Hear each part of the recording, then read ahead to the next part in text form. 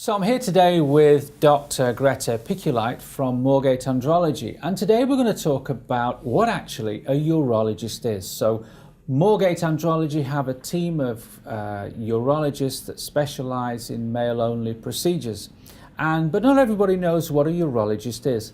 So Dr. Greta, can you tell me, how does one become a urologist and what do you actually do? If you want to become a urologist, you have to graduate from medical school, getting the basic medical degree, and afterwards you enroll into the further postgraduate training. So, first of all, you have to be a doctor, and afterwards you might specialize in one of the medical fields, for example, urology. Okay, and what does a urologist do? What is his specialty?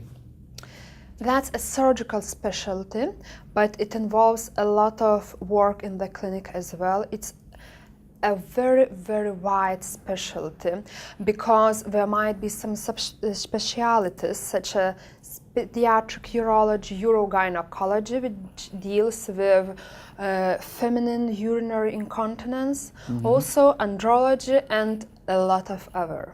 So andrology, which is obviously our field, is more about men. So that's right.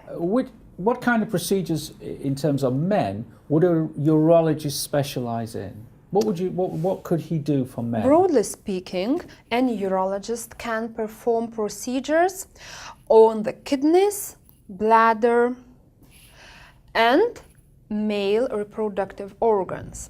And that's the field which interests andrologists the most. Okay, so in terms of the procedures that we do at Moorgate Andrology, I mean, our signature procedure is penis enlargement surgery, and penis implants. So a urologist will be a good choice, you feel, for those procedures?